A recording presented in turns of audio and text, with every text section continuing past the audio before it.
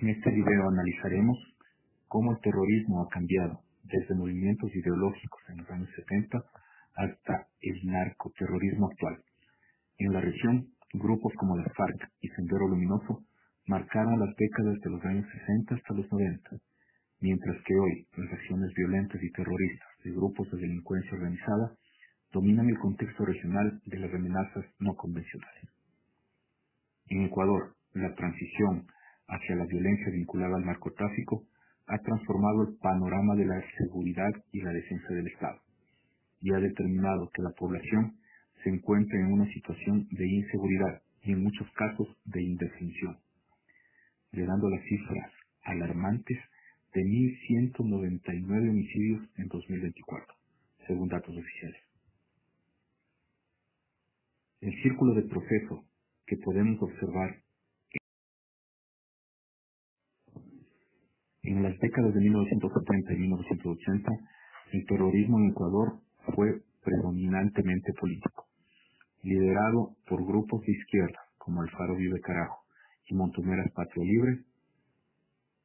Estos movimientos se inspiraban en la ideología de la Revolución Cubana de 1959 y llevaron a cabo atentados como la colocación de bombas en consulados, secuestros y asaltos, con el objetivo de desafiar al sistema político. Su motivación era ideológica y buscaban un cambio revolucionario en un contexto de inestabilidad política. Aunque sus acciones fueron esporádicas, dejaron un precedente de violencia y resentimiento social. En la pantalla se puede apreciar la lista en la cual se destacan las características de estos grupos. Cabe mencionar que su impacto, aunque fue limitado, también fue nefasto para la sociedad ecuatoriana. En la última década del siglo pasado, el terrorismo en Ecuador estuvo influenciado por ataques extremos. Particularmente, las Fuerzas Armadas Revolucionarias de Colombia, las FARC, se establecieron campamentos en la frontera norte, especialmente en Sucumbíos. Por otro lado, grupos locales como el Grupo de Combate Popular y el Movimiento Revolucionario Patria realizaron ataques menores contra instituciones estatales. En el 2004, operaciones conjuntas con Colombia desmantelaron algunos de estos campamentos. Este periodo marcó la transición hacia una amenaza transnacional. En pantalla se puede apreciar el diagrama de flujo que ilustra esta influencia externa y las respuestas. Desde el año 2000, Ecuador ha experimentado un auge del narcoterrorismo, caracterizado por la violencia extrema de bandas como los Choneros, los Lobos y los Tigrones. Estos grupos emplean tácticas terroristas, como las denominadas vacunas, que en muchos casos suelen determinar la muerte de los amenazados. Extorsiones, sicariatos y secuestros son utilizados para consolidar el control de las rutas de narcotráfico y el control territorial. El ataque a TC Televisión en el año 2024 y las masacres carcelarias son los ejemplos más claros de que estas acciones han sido tomadas de forma premeditada. Por otro lado, los cerca de 1.200 homicidios que se produjeron en el año 2024 reflejan esta escalada de violencia, impulsada por estas disputas entre grupos de delincuencia organizada. En pantalla se puede observar la cronología que determina el aumento de la violencia. Entre los actores principales del narcoterrorismo se encuentran los choneros, los lobos y los tigrones. Los choneros, con base en Guayaquil, lideran el narcotráfico y mantienen alianzas con el cartel de Sinaloa. Los lobos, que son un grupo disidente, han expandido su control en zonas costeras como Esmeraldas y Manabí. En este escenario, la captura del líder de los choneros, alias Fito, en el año 2025, marcó un verdadero hito en contra de estos grupos organizados, pero lamentablemente no desmanteló sus operaciones. El diagrama que se muestra en pantalla evidencia las conexiones transnacionales y ejemplifica cómo las alianzas con carteles mexicanos amplifican la violencia en Ecuador y, prospectivamente, a nivel regional.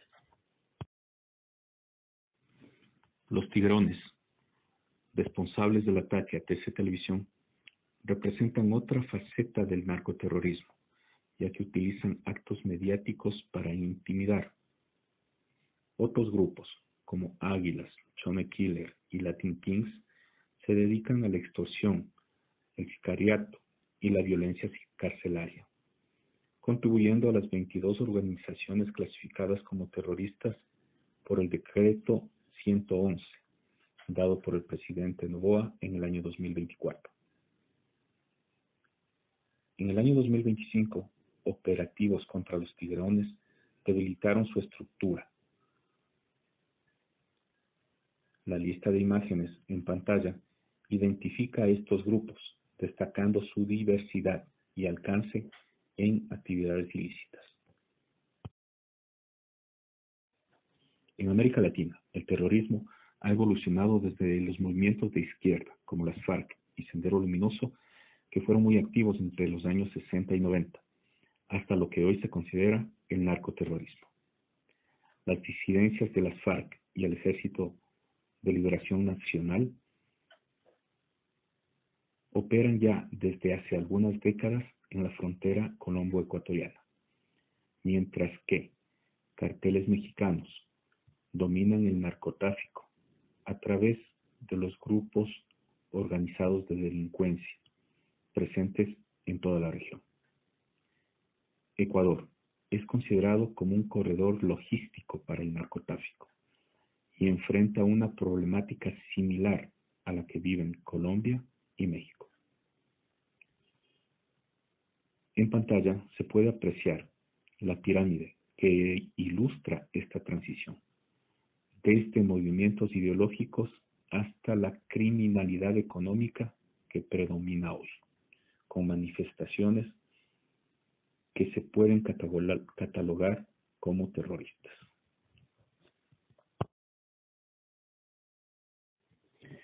El decreto ejecutivo número 111, promulgado en el año 2024 por el presidente Daniel Noboa, determinó un punto de inflexión al declarar a 22 grupos de delincuencia organizada como organizaciones terroristas, lo que permitió a su vez la intervención de Fuerzas Armadas en el conflicto armado interno del Ecuador. Este decreto ha tenido como resultado 14.765 arrestos, aunque cabe destacar que solamente 280 fueron bajo cargos de terrorismo. Esto refleja desafíos en la clasificación legal. Sin embargo, muchos expertos han criticado la falta de motivación ideológica en estos grupos y han cuestionado su etiquetado como terroristas, lo que difiere de la definición de organismos internacionales al respecto. En pantalla se puede observar el diagrama que muestra cómo el decreto ha impulsado operativos, pero también ha generado controversias legales. Para el año 2025 se expidieron los decretos 517 y 93, los cuales pudieron ampliar la lista de organizaciones terroristas e incluir al Tren de Aragua y al Cartel de los Soles.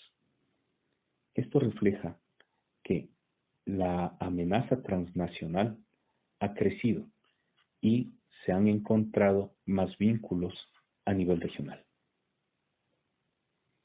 Los operativos contra los tigrones y los amotinamientos en las penitenciarías del Ecuador aún persisten. Sin embargo, con la intervención de las Fuerzas Armadas en la actualidad, la violencia y los problemas en las mismas han ido decayendo y por el momento, son controlados. Por otro lado, las disputas territoriales continúan alimentando la violencia.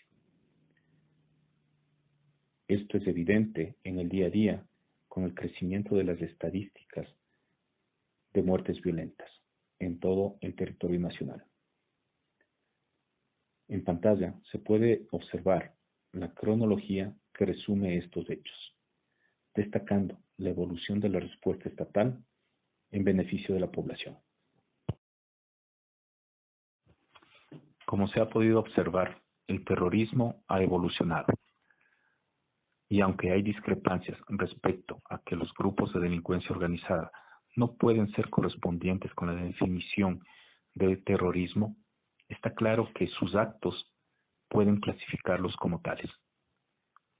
De hecho, la promulgación del decreto 111 y las leyes adjuntas que tratan de frenar la escalada de la violencia en el Ecuador determinan que los actos perpetrados por estos grupos delincuenciales rayan y se pueden clasificar como terroristas.